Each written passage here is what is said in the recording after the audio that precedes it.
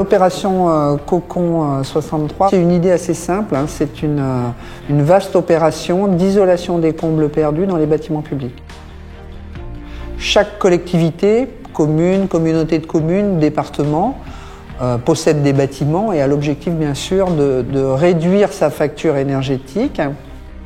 Ce que l'on a pu observer, c'est que pour la plupart des combles perdus non aménageables de ces bâtiments publics, il y avait peu d'isolation, voire pas d'isolation. Quand on traite les combles d'un bâtiment public ou de tout autre bâtiment, on traite 30% des déperditions thermiques. D'où l'intérêt de monter une action collective.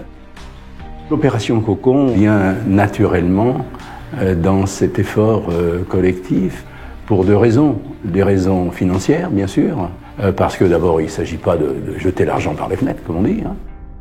Mais aussi parce qu'il y a une vraie problématique sur l'énergie, le réchauffement de la planète. Il nous faut, les collectivités, être exemplaires. C'est aussi en nous groupant qu'on sera plus fort. Les petites communes n'ont pas l'ingénierie nécessaire pour monter des opérations, je dirais, complexes de réduction de facture énergétique.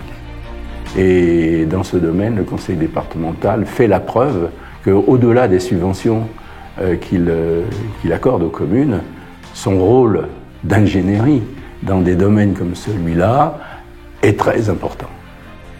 Donc le maître mot de cette opération Cocon, c'était vraiment de jouer la carte de la qualité. On aurait pu aller directement sur la réalisation de travaux, mais on a souhaité piloter un diagnostic de ces combles qui présentait l'avantage d'identifier des travaux connexes.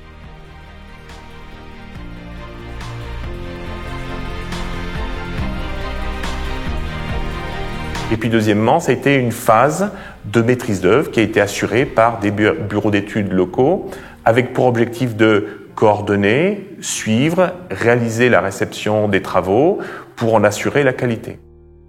En fait, l'originalité du projet, c'est d'être simple.